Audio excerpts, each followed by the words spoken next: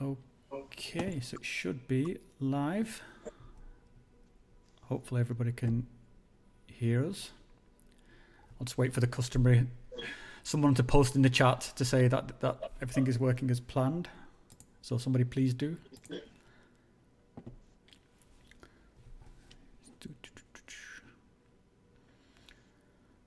Okay.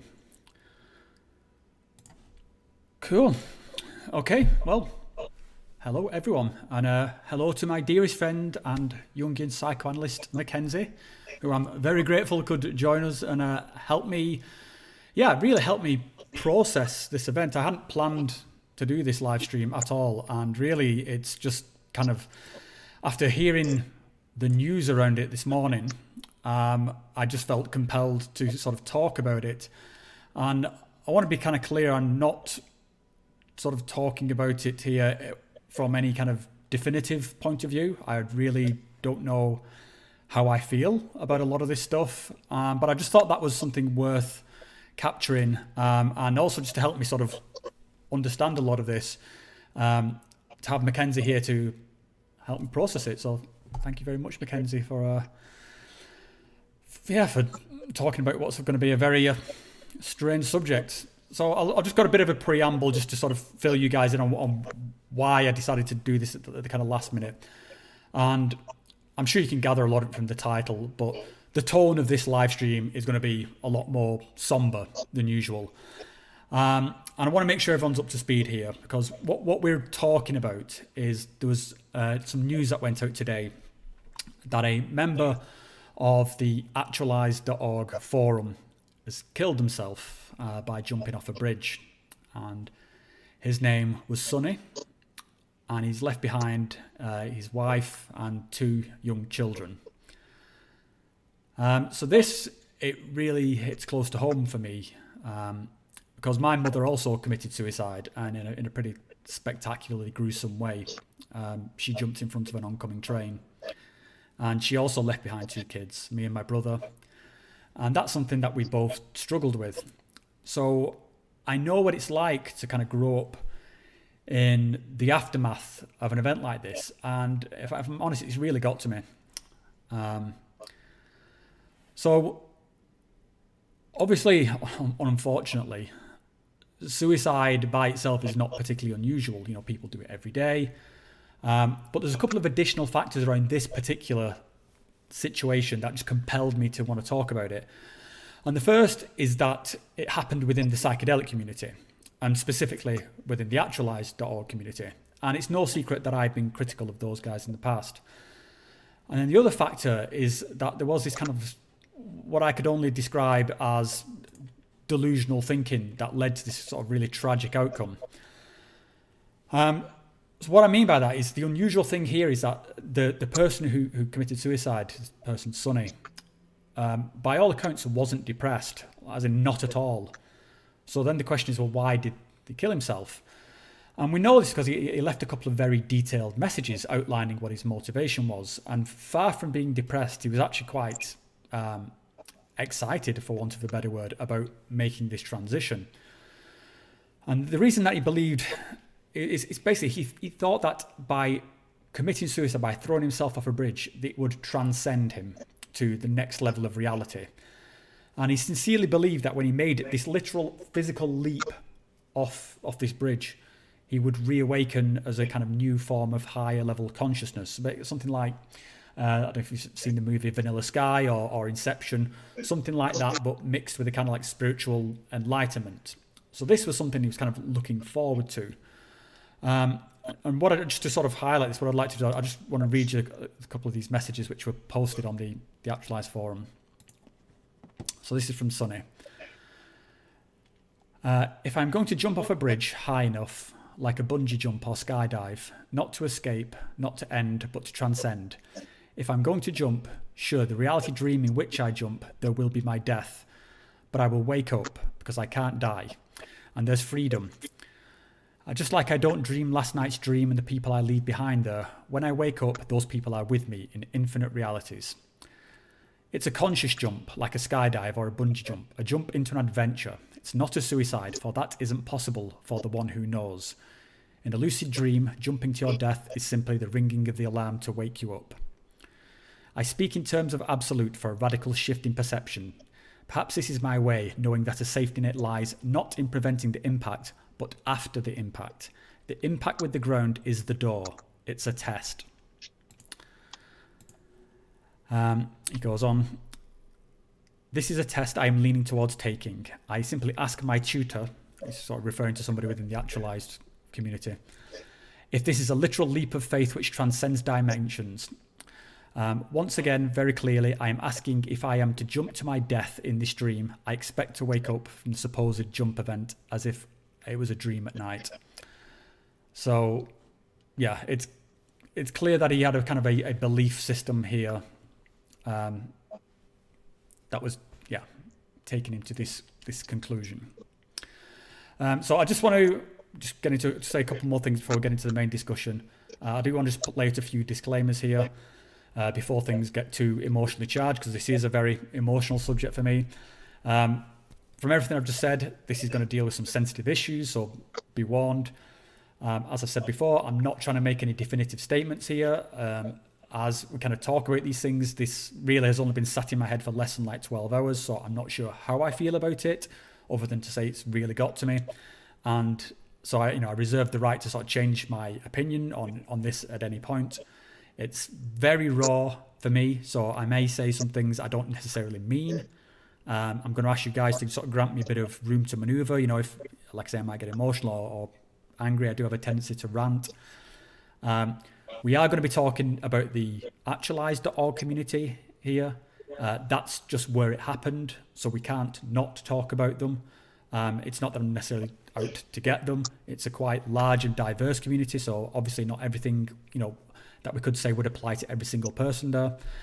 And also by sort of, proxy, the ringleader over Actualize is Leo Gura, who I have spoken about previously for his own sort of strange delusional ideas around psychedelics. That said, I do think that Leo has chilled out on these kind of outbursts over the last year. We've had a few small exchanges in that time, and I think they've been quite pleasant. And I've said many times before, I don't think he's a bad guy. And I just want to say, I do not think he is directly to blame for what happened to Sonny. That all said, I do think that the community had Actualized and Leo is some kind of factor here. And I think that's something I'd like to explore here. So, yeah, where do you think is a good place to start with this, Mackenzie? Yeah.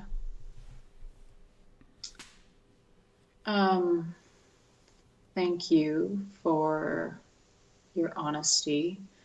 There are so many places to begin. It feels important to me to name that there are so many different levels of suicide, and that in this context, with it being a kind of spiritually motivated suicide, we're at I don't want to say a level that is hard to understand, but in a strange way, it's like suicide divorced from emotionality, which, yeah. This to him, clearly from his writings, and also from so part of my background, and not just as a therapist and as somebody that's had suicide ideation in my own life, and I've lost friends to suicide. I've also spent a lot of time in communities like Actualized, like non-dual communities, psychedelically informed non-dual communities. I know this rhetoric very well. And I also know that impulse, like having done a lot of non-dual practice in my life, I do grok being up against that wall of, well, if this is just a dream, I'd like to wake up. Mm-hmm. and fully believing that. So I think I say that because of what you're speaking of, Rob, which is kind of the tragedy of it, and it is deeply tragic because of who's left behind, and that is, of course, the tragedy of suicide, is that people are left behind. You get to check out, but people are left in your wake. Yeah, and I think one of the bits I find kind of really disturbing about this, and again, I'm trying to separate out my own ness from thing, but I can't help but think there's some kind of almost religious ecstaticness about it. That's why I wanted to read Sonny's messages at the beginning, because it's that scares me, to be honest. It reminds me of the kind of the mentality of a suicide bomber, to be so joyous and excited about the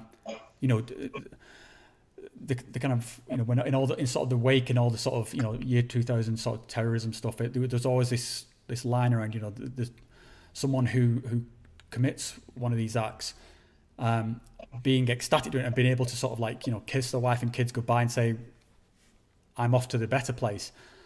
And yeah, as the person left behind there, I mean, I cannot help but just project my own situation onto these two kids, and for some reason, the fact that there was two of them as, and obviously, to have two kids is not an unusual number, but it's, I don't know, it just connects with me somehow, and I'm just, every time I picture that aftermath, I'm picturing sort of me and my brother, and just what's the effect that's had even to my life as an adult now. And yeah, the disconnect there between the person going and the people staying, I just can't wrap my head around it. I kind of struggle with that, and I want to admit here that my impulse is to really point the finger at some of these guys that actualize and just say, what the fuck? But I don't think that's fair. I think that would be sort of a gross oversimplification. But yeah, I mean, how are we supposed to respond to this as a community?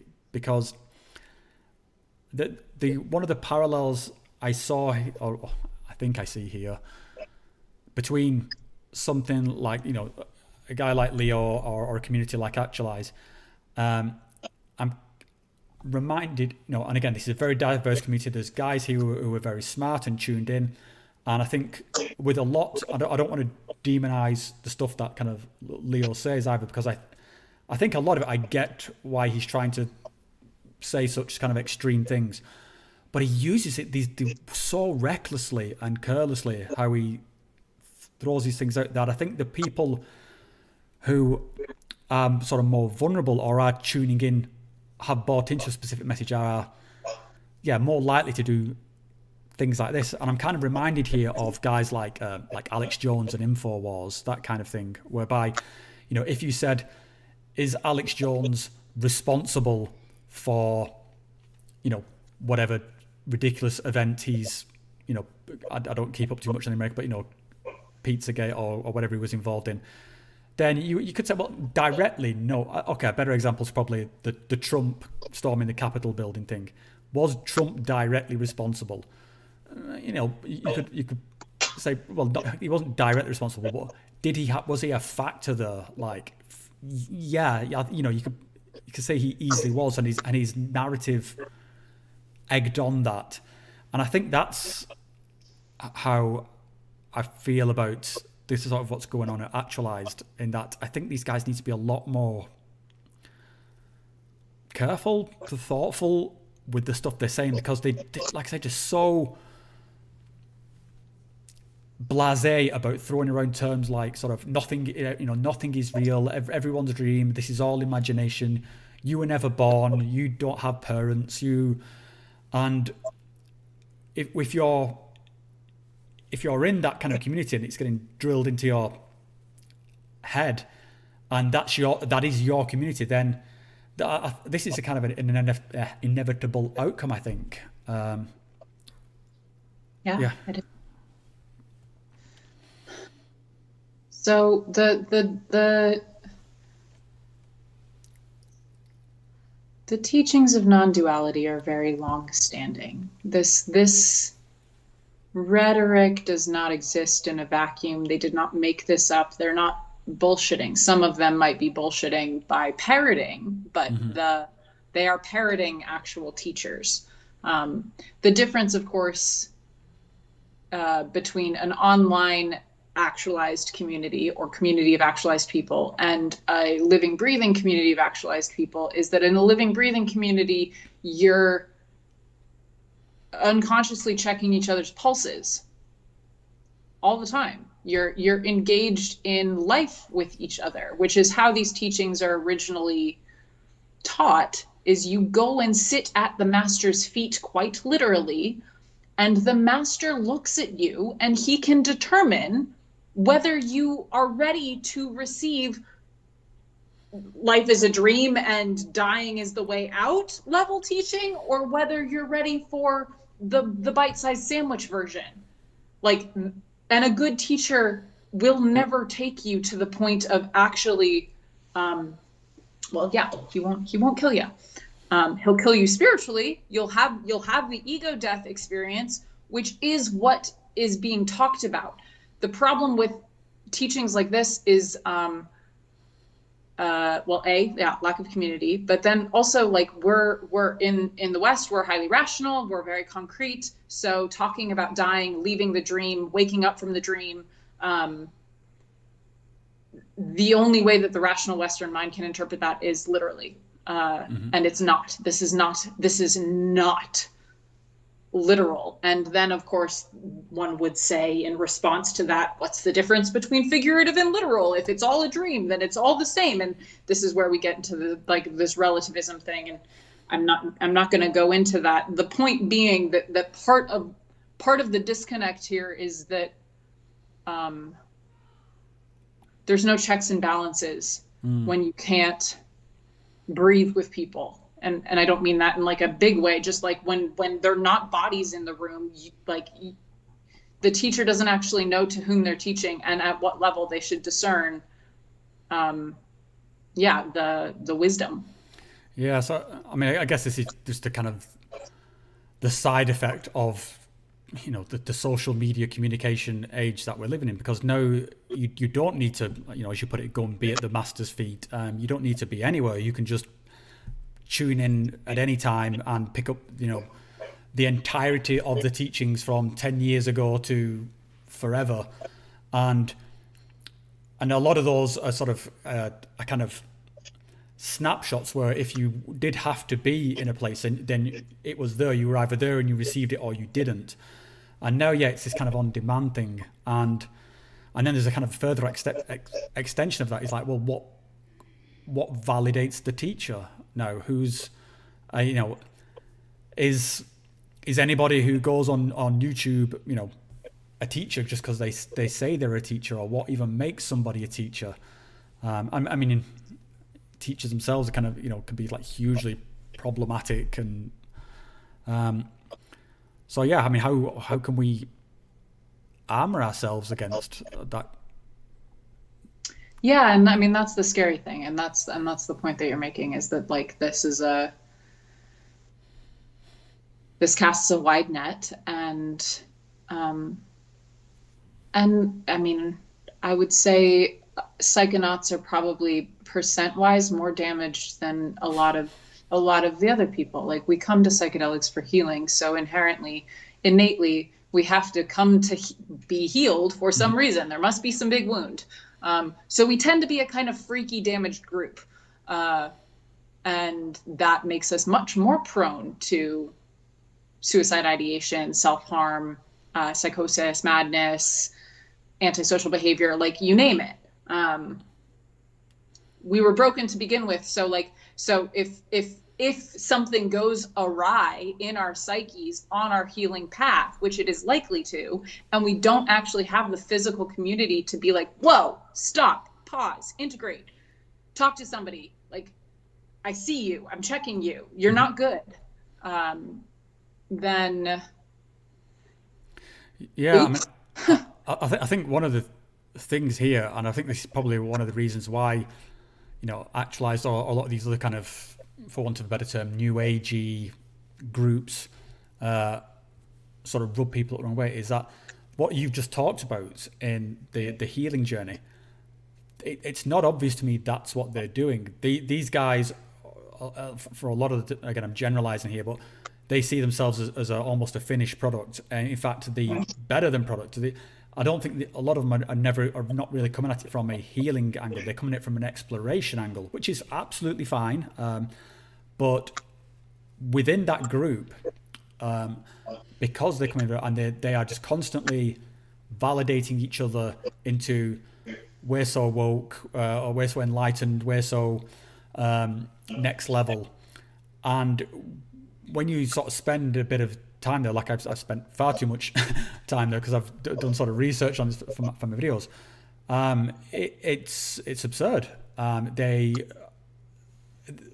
These guys are just so inflating themselves. Again, very generalized. So apologies to some of the nice people at Actualized.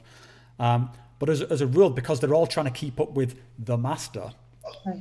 and the master himself is just like an ego lighthouse, just constantly projecting himself out to, again, just crazy lengths, but almost doing the opposite of a lighthouse. He's just dragging all the boats in to smash themselves up to pieces on the rocks.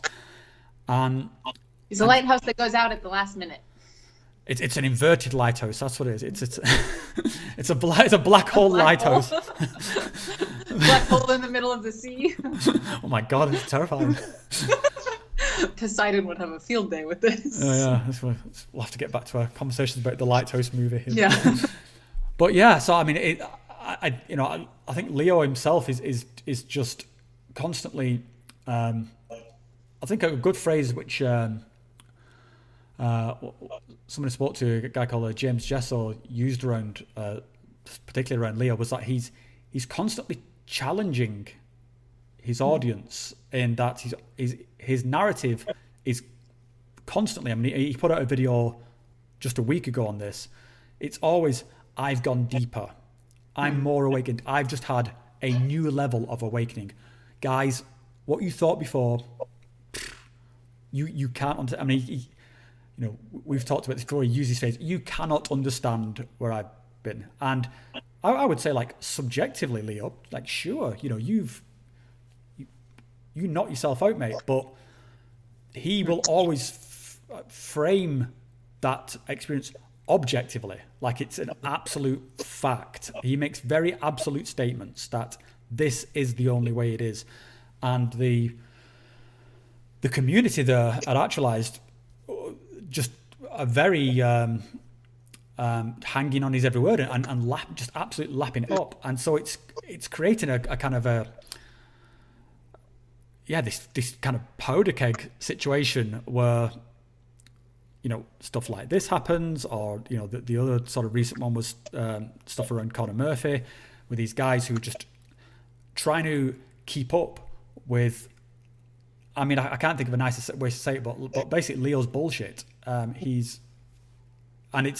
might be his personal truth, but as an objective statement, it's fucking nonsense. Or at least that's. So, yeah, I 100%. And I'm going to interject. My first non-dual teacher, woman named Gangaji, phenomenal, highly recommend, full of love, and yeah, very, very rarely is the feminine well represented in these kinds of conversations. So worth listening to just for that. But the person that did it for me is an author named Jed McKenna, and that's a pen name, I'm sure. His other alias is the Invisible Guru. Nobody knows what he looks like. All that we know about him is that he has a dog named Maya. But we know nothing about him. But is Maya real?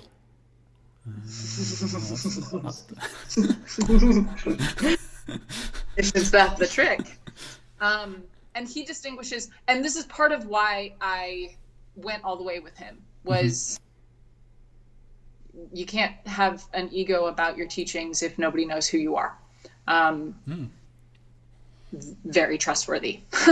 So this to me was so clearly coming from, have you heard the good news? Like, it was just coming from this beneficent place of, hey, if you want information on how to get there, here it is. Don't come asking me for more. Like, don't come look for me. Don't look to me to even be an example. Here's the information. You do what you want with it. Which is clean. Just like, yeah, I've said my piece. You can internalize it however you see fit. And I ended up working with him for about 3 years, which did include an online communication, an online forum. And I have no idea if he was the one responding to my posts on the forum, or if I was communicating with a bevy of people, or if Jed's been dead for 1,000,000 years and this is just a channel. I just have no fucking clue, and I like it that way, and I want it to stay that way forever. But in those exchanges, there were days, and you can read other people's posts, and I actually highly recommend for people that are interested in this subject looking at his forum. It's the Invisible Guru Forum, because you can see people in the throes of like where Sunny was, of like, I'm scared. I'm at the place in my realization where this might become an actual impulse to test my theory. Can I feel pain? Do I bleed? Is my blood real? Do I bleed out? Can I imagine it to be another way? Like, there are questions like that. And I have experienced questions like that in my own search. And this is why, so I'm not going to get too into that. But so Jed distinguishes, but he only has 2 levels. That's not true. He has 3 levels. Truth realization and done. Okay. Truth realization is when you realize that we're not in Kansas anymore. That everything that I thought was real is an illusion. And between truth realization and done is typically a lifetime or 2 or 10. But done, the place that Leo ostensibly reached ages ago, is done. It's done. There's no higher than done. It's it. That's it. Like, and I'm appreciating that in this moment, that it's just that. It's truth realization and then the path from truth realization to done. But if you're done, if you're enlightened, that's it. You're done. And in that state, there is no longer a need to ask the question.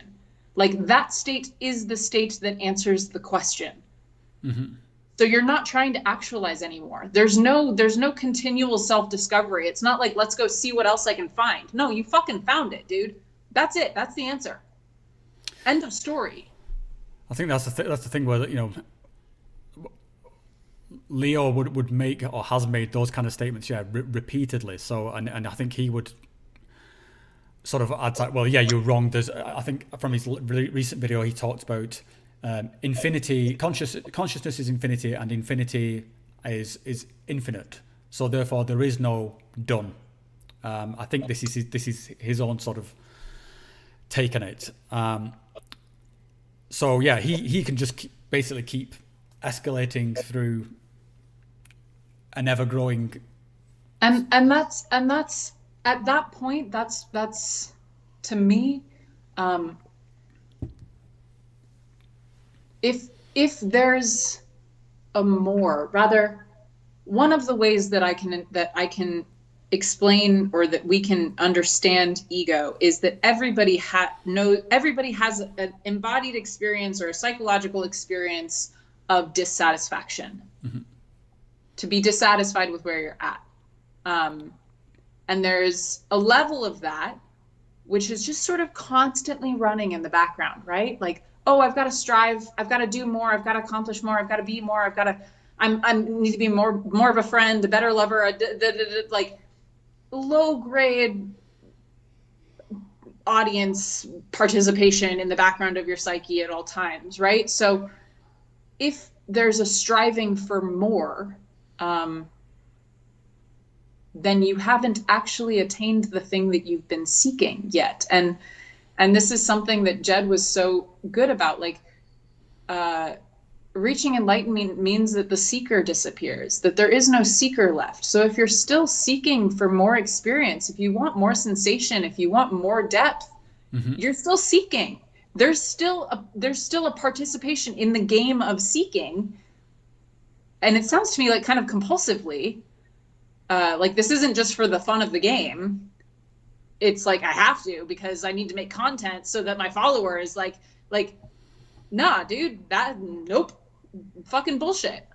Absolute bullshit. And so this is the third distinction that Jed makes that I'm going to throw in here because I know you'll appreciate it, Rob.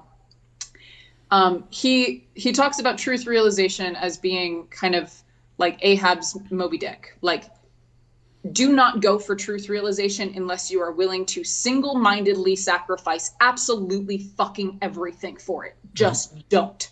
Because you're going to have to. Like, this is your Moby Dick. If it's not your Moby Dick, he says, go for human adulthood. And I love this distinction so, so much.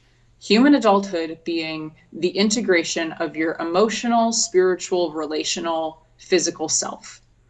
How do you attain maturity along sexual, friendly, like psycho-spiritual, embodied, concrete, work in the world self? What is the most mature version of that you can be? So if you've got this sort of like hunger for more, put it towards, and you don't want to do the enlightenment thing because it will mean sacrificing absolutely everything. If you don't want to do that, put that hunger towards human adulthood. Put that hunger towards like growing yourself into a fucking dope human that people like being around, that contributes something, that creates, that like, yeah, does something to add to the truth, beauty, and goodness of the world. And I just love that because it actually satisfies in the same way. Yeah, I mean, that's just hearing you say that really strikes a chord in me, because that's in my own kind of journeys with, the psychedelic stuff. I'm always like, let me be a human being. Let me be the sort of the best human being that I can be. I want to have connections with my friends and with my wife and with my kids and with my family. I want to, if in the fluffiest psychedelic, Terence McKenna-esque things of, we had the universe choosing to experience matter, then we should be here. We should experience matter. This is surely what's important. So I think that's why I sort of recoil so much from situations like Sunny, because I mean Rachel, my wife, she came out with a brilliant statement before. We were asking it, talking about this situation, and the kind of transcending via death, and she just said, well, I mean, you're going to die anyways, why not just wait for that? and used this time to have the best human experience that you can have. And I mean, yeah, I mean, it's kind of so simple and it's so sort of obvious, but I mean, from your kind of experience with like non-dual teaching, like, what's the rush? Yeah. Or is that part of the challenge? Is that before I found Jed, I had been kind of single-mindedly pursuing enlightenment for about 10 years. And I did all of the things. I did the fasting and the silent meditation and the diets, and I wore the right clothes, and I sat with the right teachers, and I read the right books, and just fucking get me there. And I had the experience that I had with Jed, which was, I'm by no means enlightened, but it was enough of a taste that I stopped seeking. It satisfied my seeker enough to be like, okay, I'm going to choose being a human. I'm going to choose human adulthood. And So I can say that that it is a suicide mission. Ego death is a suicide mission. Anybody that is after ego death, whether you're in a non-dual teaching practice or not, if you're hoping to have that experience with psychedelics, it is a suicide mission. So the mission that Sunny was on, I think all of us do have a little bit of compassion or a low grade understanding of what he's seeking. Mm-hmm. Transcendence, like union. He just made it literal. And that's the fallacy is, so of course the teachings aren't like you should want to die. It's more that you feel, at least my experience was that I felt so bound and broken and limited in my ego. I was so hurt, and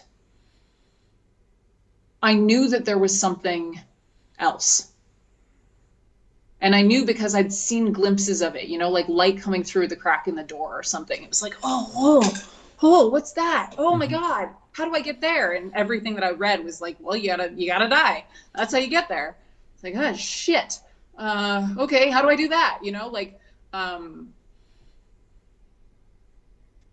And the devastating thing that happened to me after that non-dual experience was that I came back into being Mac, and my ego was just as broken, and I was just as traumatized. I was just as me, just as awkward, just as broke, with all of the same baggage and all of the same addictions, and none of the love and light that I thought was gonna be on the other side of that was there. It was there in the moment, sure, but it wasn't on the other side. Like I still had to come back and put my monkey suit back on and be like, oh fuck, this is a really shitty hand-me-down. Like I don't want to wear this anymore. And it took. So I won't get more into my story, but like I say that because I can understand, or I think that it's actually a very human drive to want to transcend this limitation of being human. Yeah, I mean, when I was sort of thinking about this topic, I mean, you cannot help but, brush up against, all the stuff in pop culture, the Matrix, Neo, take the red pill, all the, stuff like even Star Wars, like go and take the mystical journey. And whenever we watch something like the Matrix, we're always like, yeah, I identify with Neo. That's who I want to be. And then I think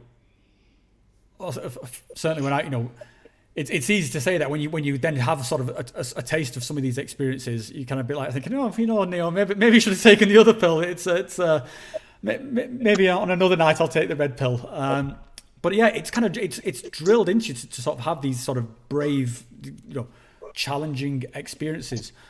But I think, particularly with a lot of stuff around psychedelics, like I don't know. It just seems like some people don't know what they're kind of dealing with, and it's kind of I feel very snobby saying that, because I mean I certainly don't know you don't know what you're dealing with until you're sort of dealing with it. I just, as you mentioned the healing path before, I just knew I wanted to try and fix something, and but who knows what the outcome of that. I always say it's a dice roll. You roll the dice, and if you're lucky, you end up like sort of you and me. Sort of sat here, and if you're not so lucky, then you end up like Sonny. But from Sonny's perspective, he seemed like he thought he was the lucky one, and it's just such a mindfuck. Yeah. Let me see. I just had a thought.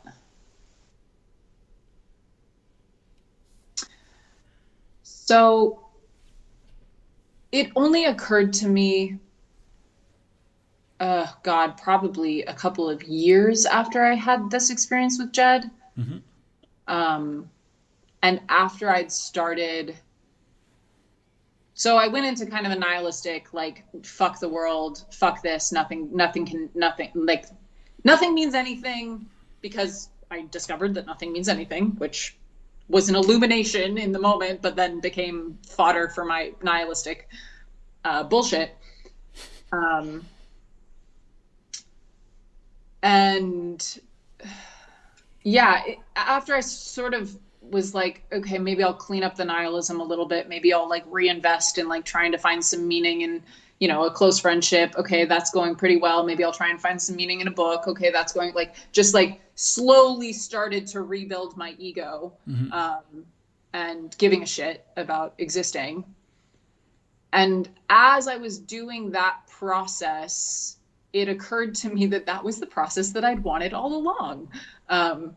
And because I grew up in the shadow of New Age culture, where ego death and non-duality and mysticism and love and light are more part of the conversation than literally anything, I thought that that was the way to fix myself. But it's been the last 5 years of more deep psychological work and embodiment and healing, and like more intentional use with psychedelics that I'm tasting like, oh, this is what I wanted. I wanted a complete human experience. I didn't want to transcend my human experience.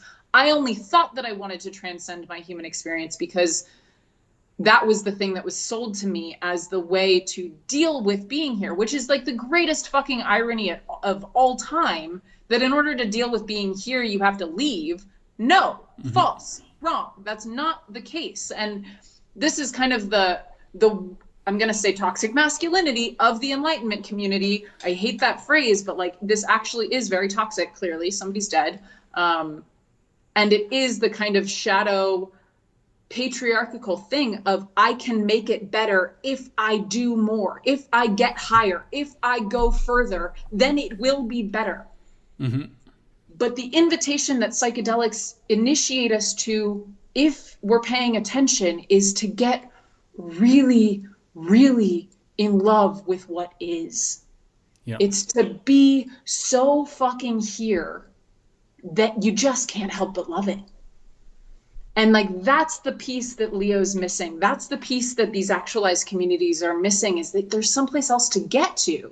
No, there isn't. Like, this is fucking it. And that's the coolest fucking shit ever, if you're paying attention.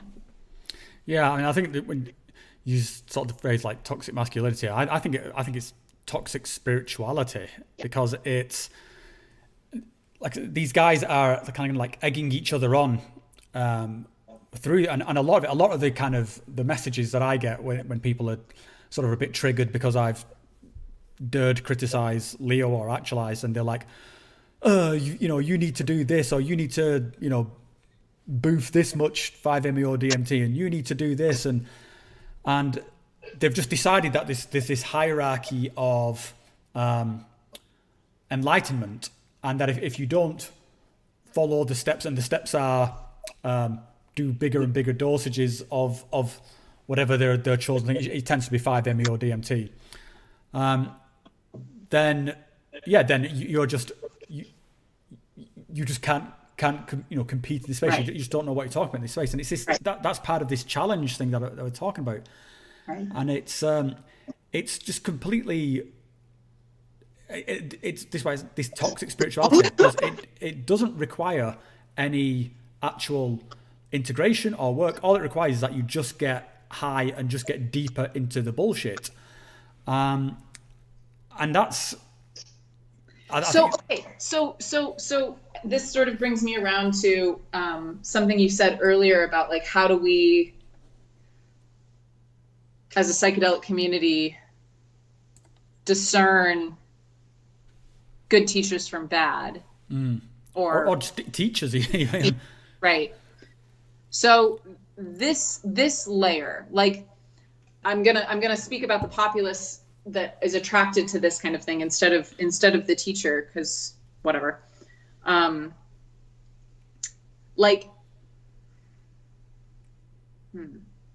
clearly in a group of people who are besting one another, who are disinterested in the physicality, the physical health, the emotional health, or the mental health of one another, and are in a sort of game of one-upmanship.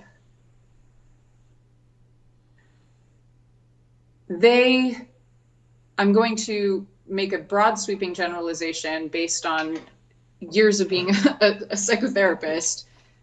They think that they're going to feel better if they're better than someone else. So they think that their salvation lies in topping somebody and doming somebody.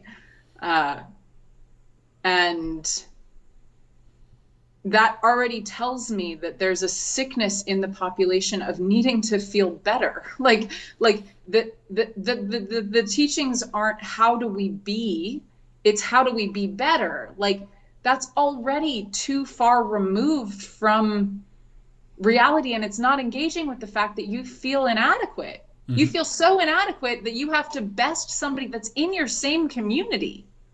Ow, that's like a really deep void inside of you. Let's talk about that. Like, that's the thing that we should be dealing with. So the populist... Can I just expand a little bit on that? Because I think I'd say what they actually do is they're trying to best people outside of their community, and the yardstick by which they're doing this is Leo's latest wacky outburst. So if Leo says, just a few of his things that, you are not real, your parents aren't real, you were never born, none of this is real, then everyone's trying to get their head to that place where they can comprehend that, because then they can then go twat somebody else over the head with it. They can then look outside of actualize and say, yeah, you're not there. You've just, the phrases that they use, and there is all this, the colors of spiral dynamics, is kind of this model around, and so they're all just sat there, just. They're all teal, I'm sure. Well, no, some of them not. Some of them can admit that they're only yellow, but I'm definitely a green. I'm a typical stage green. I'm just walking around, just smacking people over the head with my club. Well, I mean, this is why I fucking left the integral community in New York. It was just a bunch of us being fucking assholes, being like, wow, I'm so teal because I can watch WWF and drink a green smoothie at the same time. Look at how integrated I am. Yeah, we were fucking cunts, man.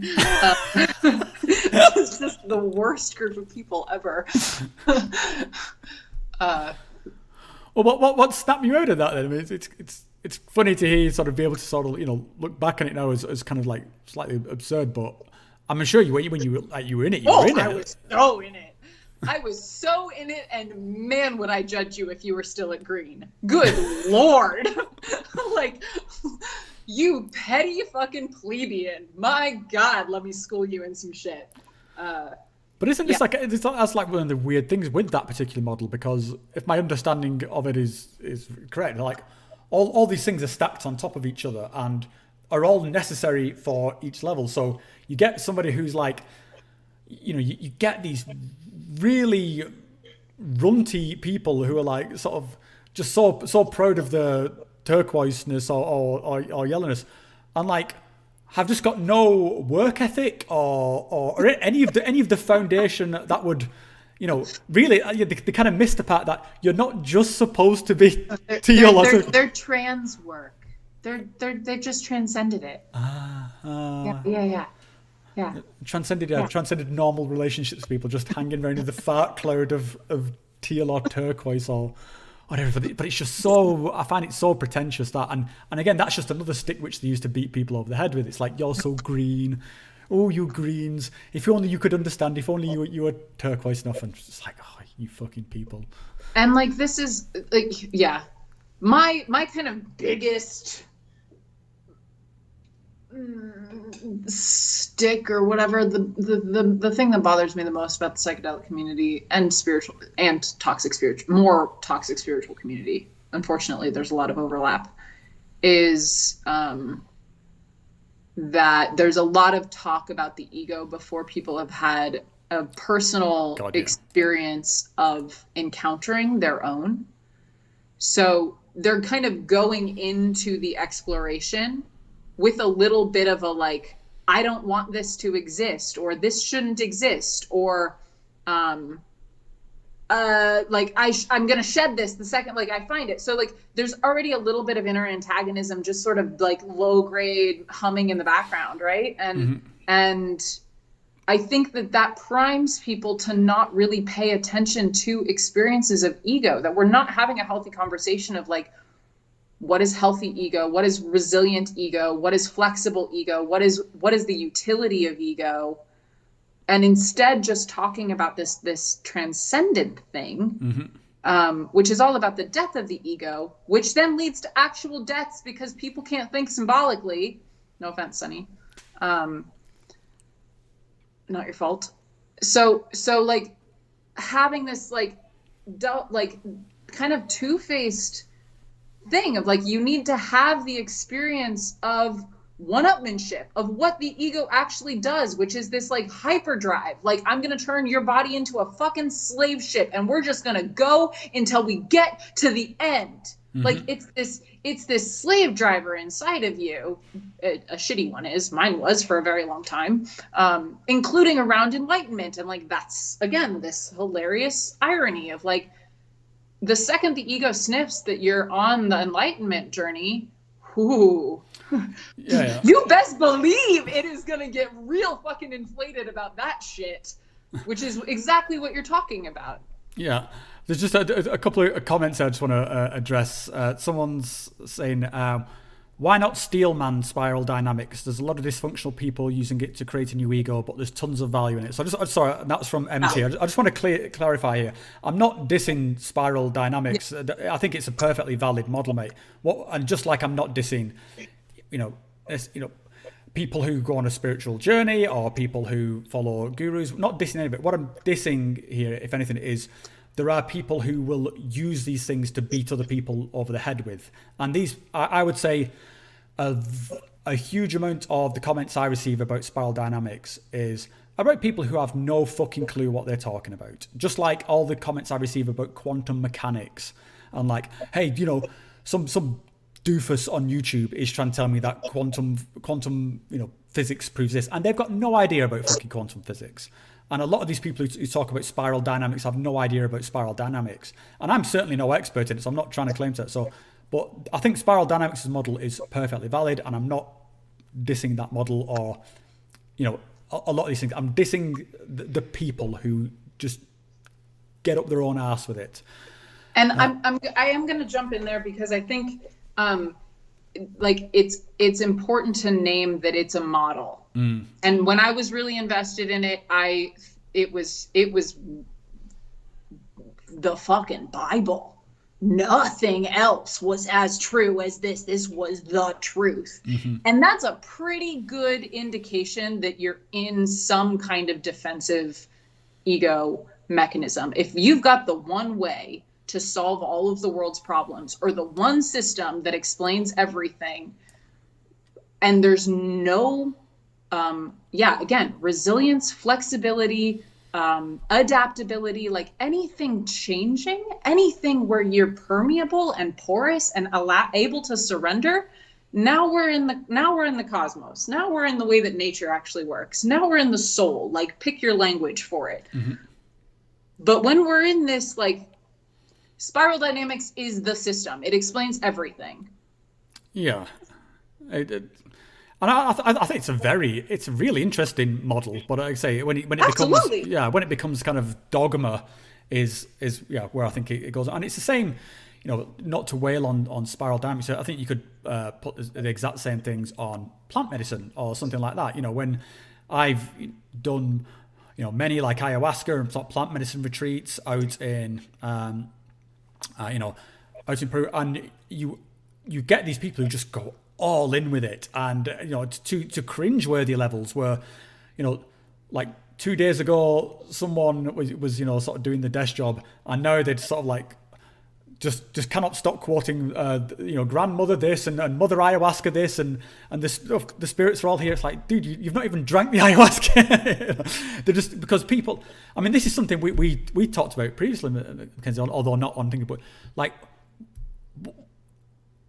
there's a need, I think, for people to import a mythology to validate what they're going to, because it's just easier.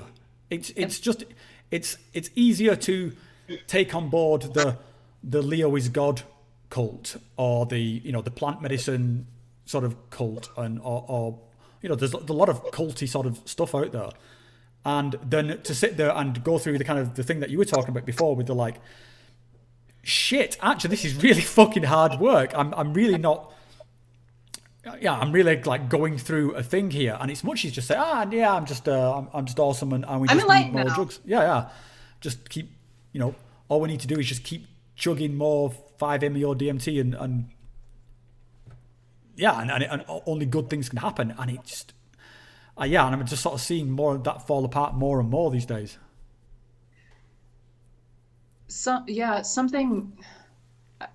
Just because I was listening to a podcast on this earlier today, so my brain is primed for it. But a Jungian model that I think is relevant here is what we refer to as the ego self axis. So self is Jung's archetype for like the all, right?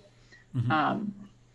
And one never knows the all, because obviously you can't know infinity if you are a finite consciousness, but you can get glimpses, you can get tastes. Mm-hmm. It comes through sometimes in psychedelic experiences. Most of us have had that. It comes through sometimes in dreams. It'll come through in synchronicities where you're like, whoa, it really is all connected. Oh my God, it really is always talking to me. Oh my God, I really am part of everything. Oh my God, the blending and the blurring and the blah, blah, blah, blah, blah. It does come through. Mm-hmm. And the idea, the ego self axis, is that one needs to have a resilient ego to contend with that, because to be flooded by the all at all times is the definition of psychosis, mm-hmm. or the experience of psychosis, not the definition. And something that Jung talks about, which I think is under acknowledged outside of Jungian circles, is that the self has a dark side, because of course it's the all. So sometimes the self, the entity of the all, can pull you towards darker experiences. It can pull you towards self-destruction or self-harm, same thing. Like it can pull you towards lawlessness, or extreme acts of rebellion, or breaking with your family and moving 6,000 miles away so that you can start a new life. Hey, and that darkness is still in the service of your evolution, of your individuation, to use another Jungian word. And the job of the ego is to make meaning out of that tug. Like if I listen to this tug, so taking Sunny as an example, if I listen to the tug of, I want to die, I want to wake up from the dream, and he has the fortitude to not actually jump, but to do so in his mind, maybe to imagine it, maybe to sit with what are the aspects of self that he's hoping to wake up from. What are the places in his ego that he's sick of? Where is he bored? Where is life? Where has life become unmanageable to him? Mm-hmm. Like there are parts of us that want to die on a regular basis. And sometimes those parts of us are good things. And that's a sad thing. You have to grieve that. It's potentials, right? It's like, oh, I'm never going to actually be the artist that I thought I was going to be. That part of me is dying in realizing that. That's sad. There's grief there. That sucks. But sometimes the parts of us that want to die are good riddance, Like, oh, the shoplifter inside of me is dying. Thank God. Oh, God, yeah, Mackenzie, that was a nightmare, that period of your life. There's a comment here from Nathan. Thanks for the super chat, Nathan. People have a hard time taking an experience and making their own model out of it. People want to feel a part of something that reinforces their idea. And that is, absolutely true. And don't blame anybody for that. I think that's all what we're doing. We're all looking for some kind of community in some way. And I was having a conversation with Rachel before, and we were talking about sort of because I think I just let me just backtrack a bit. I want to backtrack to a comment a bit further up from Stefanos Chatsopoulos, who's not happy with us. He says, "I call some bullshit here. The reason that led Sonny to suicide are ancient teachings, not psychedelics. You act like you don't know what is going on, and of course you had a good chance to blame Leo." I'm sorry, Stefano. I did say that non-duality has been around for a very, very long time. I did begin this conversation that way, and absolutely this is a lineage. And what I said before, and I will say again, is that there's a big difference between receiving teachings like this in a lineage where you can trace from teacher to teacher. My teacher was taught by this person. That person was taught by this person. Mm-hmm. That goes back to Ramana Maharishi at Arunachala, where these teachings originated. Like, the lineage contains it. It contains it psychologically. It contains it spiritually. It gives you a sense of, I know that if I keep going with my teacher by my side, there's all of these other teachers behind me. Losing that lineage, losing the ancientness of these teachings, couching it in 5MEO, which is not something that Rob and I chose to do. That is something that this community has chosen to do, is to divorce the community from the teachings and put the emphasis on the experience of 5MEO, which does deliver you to a non-dual state, and non-duality is an ancient teaching, yes, but the association with the psychedelic experience is, that's a modern invention, and it's part of the problem that we're not actually containing these experiences inside of a lineage of ancient teachings anymore. That's problematic. So, like, I agree with you and disagree. Yeah, and I'd sort of likewise, and I think I don't know if you paid attention from the beginning, Stefanos, but we weren't actually, I did sort of make a point. I don't blame Leo for this, but I think it would be sort of silly to not recognise that is a fact here. And I just to sort of pivot on that a little bit, because I mean, ultimately, with any situation, and I would apply this to my own mother, the responsibility isn't with that person. I don't know if this is the right wording for it, but it's like I would not outsource this and say that actualized is to blame for what happened to Sonny.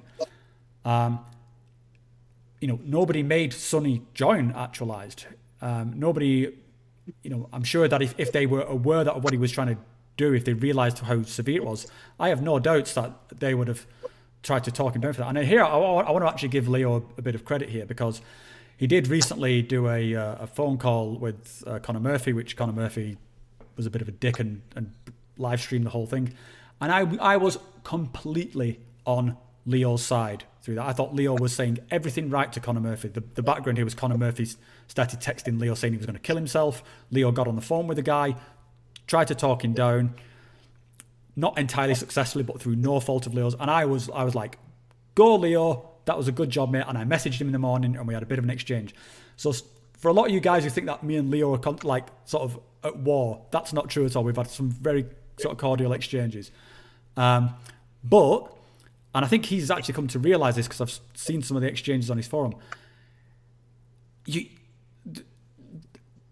shotgunning random, just collateral damage of the stuff he says, it's not, I mean, first of all, I don't think it's actually a useful teaching, and I mean, I don't want to be alarmist, but I don't think there's any other way of saying it. It's dangerous.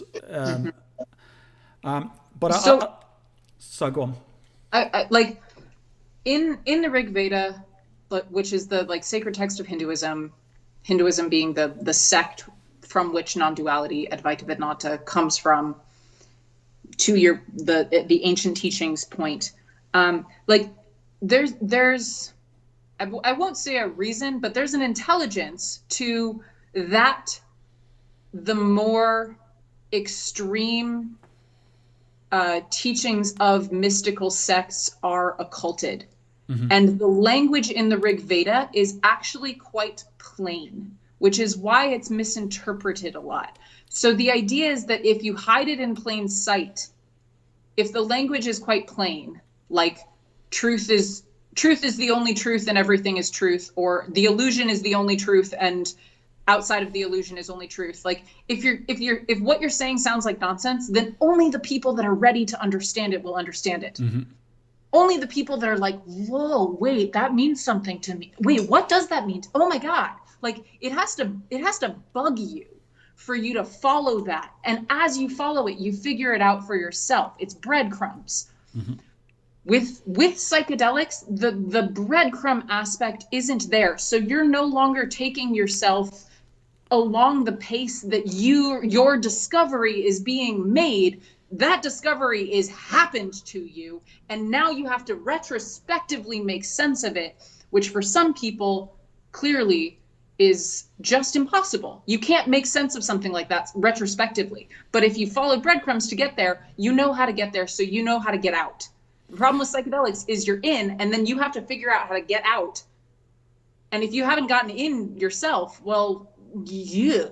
Yikes. That's why integration is so fucking important. Yeah, and I think just to flip that round from the other angle, like, I mean, that's also why they can be so sort of beneficial. Why they work. Yeah, because, you know, I always refer them to like, it's like dynamite in a dam. It's like, I mean, we've talked about my problems enough times, and you know, like, I just can't quite get at the fucking Robness of Rob. Like, what the, like, you know, it's no secret that I've got issues around, you know, my mother's suicide and stuff, but like, I can write that on paper in any number of ways, but I can't quite get at the emotional core of it.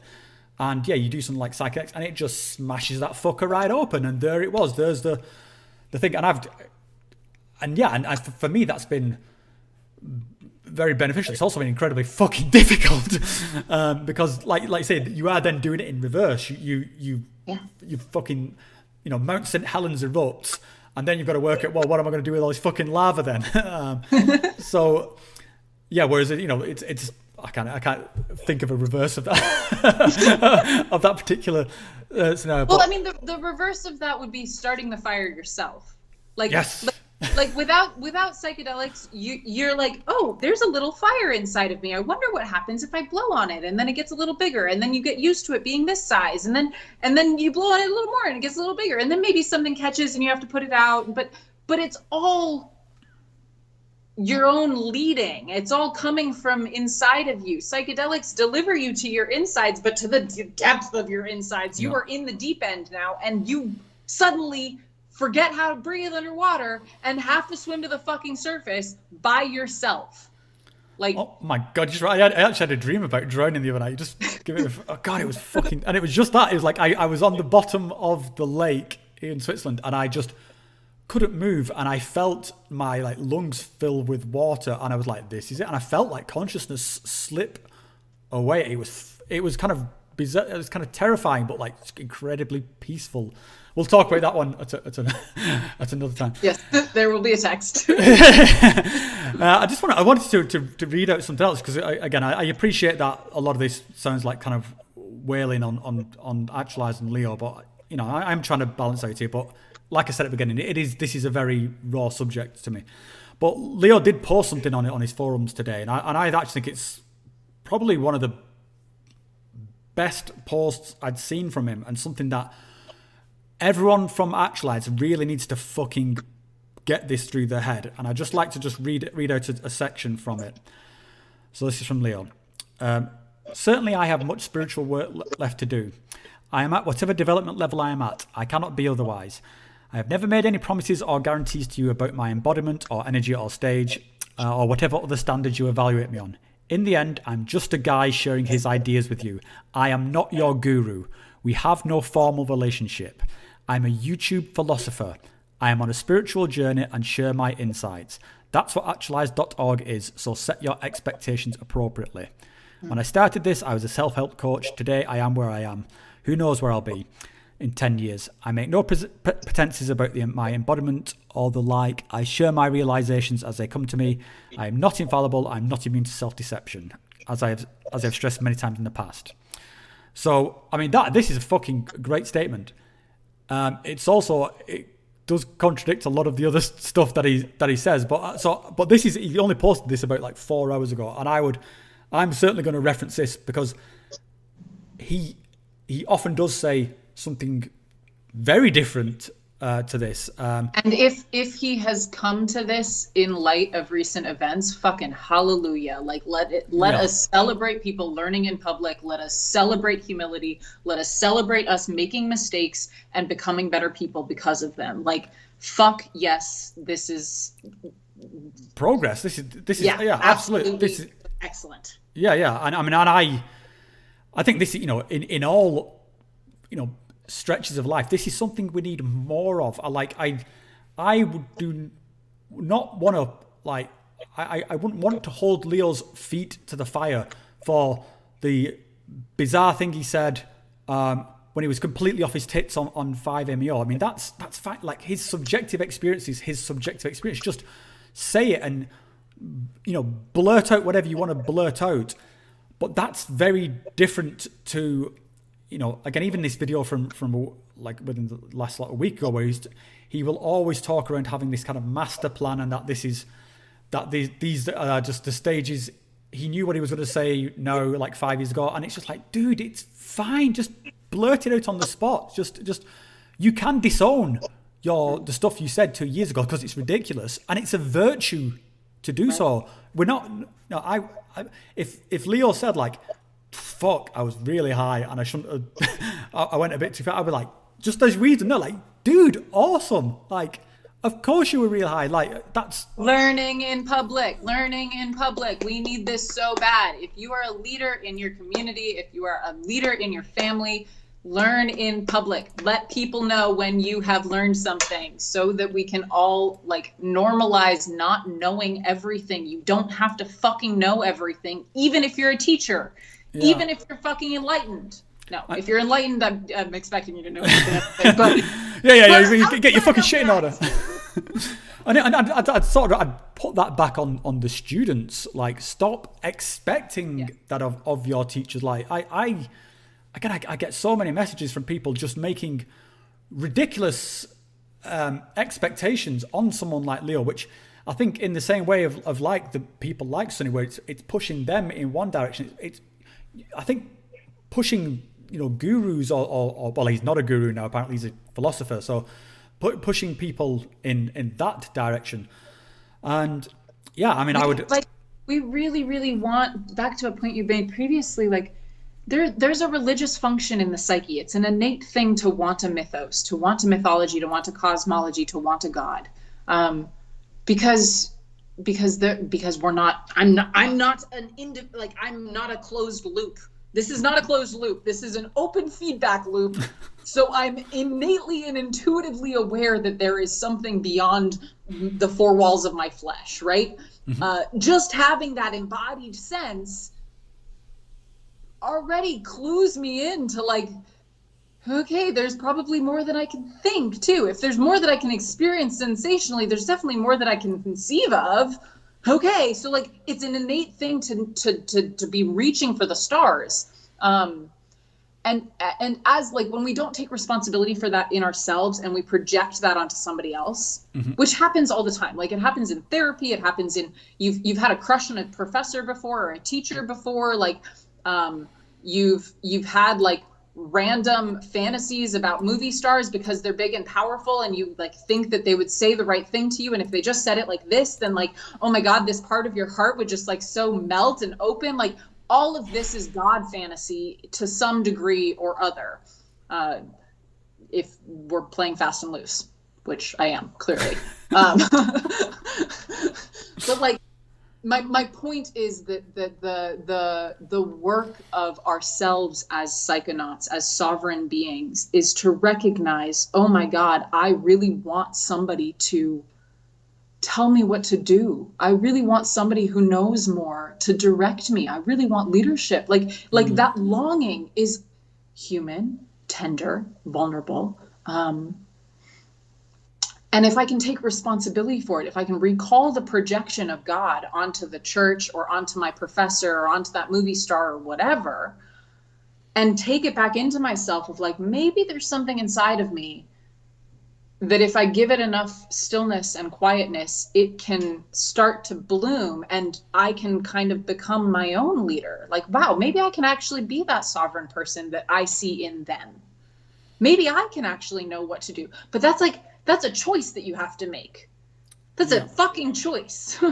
Yeah, and I think also it's with any like leader figure, then it should be empowering the sort of the individual. It shouldn't be taking sort of power from them. And I don't think this is something that's done consciously. Like I say, as I said, I don't think Leo's like a bad guy. I don't think he's trying to start a cult. My concern is that the kind of the cult is forming around him and is growing perhaps out of his control. And I think that's certainly what happened around Sonny. And there's a comment here in someone talking about the person, the messages I read out earlier were exchanged with a moderator on Actualized forum, and the moderator gave this guy some responses. And to be honest, I don't think the moderator fully understood the severity of what was going on there. I don't think for a second these guys are out to do any harm. No. And my heart breaks for that moderator, for that guy, I think he's called Nam, or that's his username. Jesus fucking Christ, what must that guy be going through to know, that his sort of piece in that puzzle. And I would not blame him for a second. And I don't want to play like the blame game, but we've got to talk around these things. Like there is, without blaming Nam, we can talk around like why he gave these kind of fairly nebulous answers, which weren't enough to talk Sonny down. And again, the guy didn't even necessarily realize he was dealing with a suicidal person.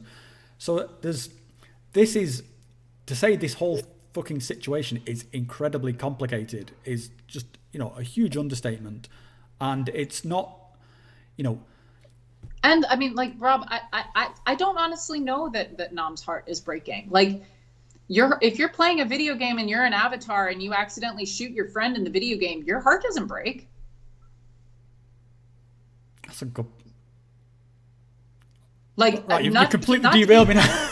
Old, but like, fucking hell. Yeah. Like that's the level of that's the place that we're playing at, is that this is a simulation, this is a dream, this is not real, nothing that is here can touch me. And like, I'm gonna repeat that, nothing that is here can touch me. Like, that's a very, very well defended stance. Can you imagine if you were to actually be suddenly touched by the world, how overwhelmed you would be? Like, if you've had that reality, nothing can touch me, this is all a game, this is all an illusion, nothing can touch me, and then you suddenly were touched by it, how fucking devastating that is.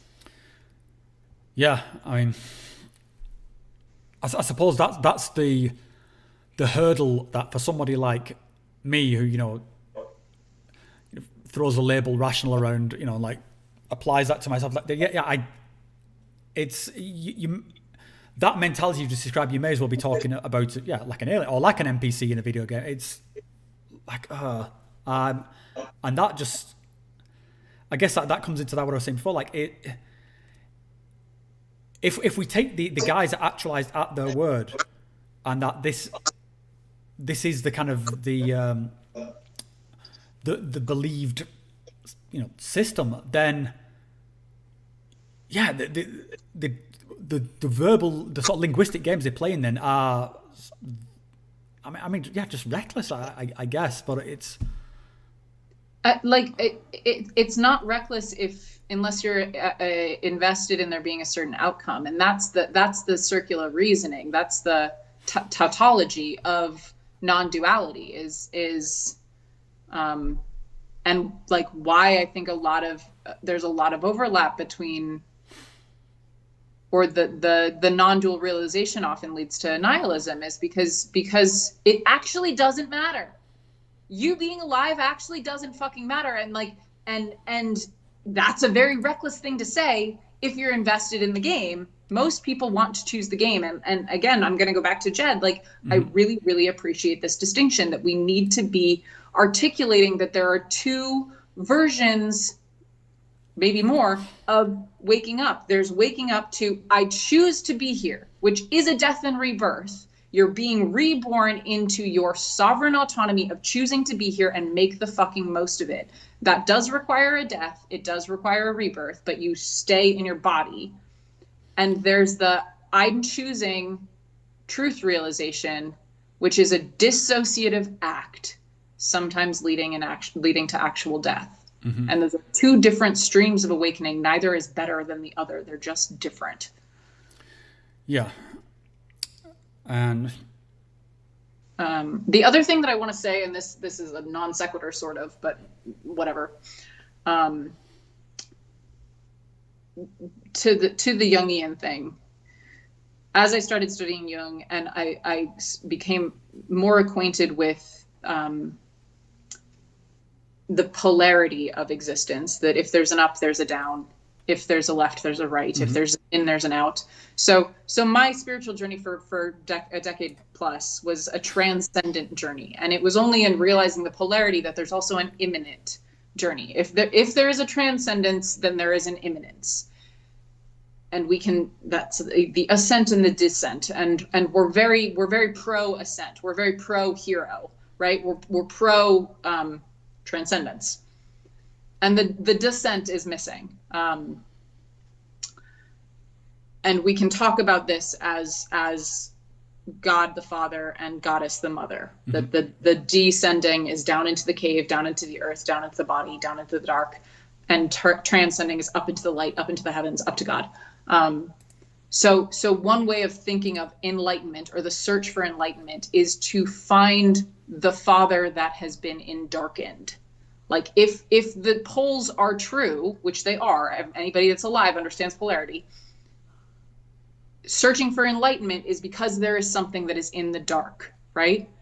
For some reason, like, that blew my fucking mind when I realized it. Oh my God, I need to go looking in the dark. I've been gunning for enlightenment. It's in dark. It's literally in the dark. Like, that's where it is. That's why I'm seeking the light so bad, is because I need the light to see in the dark. But I had the directions wrong. You gotta go in. You gotta go into the dark. It's an imminent fucking experience. Yeah, and I think this is a big part of that whole sort of New Age thing, because everyone is so. It's all about the enlightenment. It's all about, like, yeah, the bombastic experience, which leads to super hyper consciousness, and it's all just fucking awesome psychedelic stuff. And I'm saying I guess that's kind of fine from the psychonaut perspective, but in terms of the human perspective, and that's what we talked about at the beginning with the healing stuff. This is the bit that people just, I think, are missing so much. And yeah, maybe a lot of the kind of the exploration aspect is a misfire here, of really they should be, go digging through the dark, dirty sandpit first, and get your sort of, get your sandcastles. What are the things about yourself that you are trying to avoid by transcending them? That's where to start. What are you trying to transcend? Why are you so fucking eager to transcend it? That's your darkness. That is where to fucking start. And nobody wants to start there. That's the worst place to start. That's so uncomfortable. Well, yeah, I mean, that's where all the hard work is, and that's where the complete... Hello, narcissism. Hello, arrogance. Hello, every failed relationship. Hello, like, me being a shitty daughter. Like, all of the shit that you don't want to admit because your ego is too bright.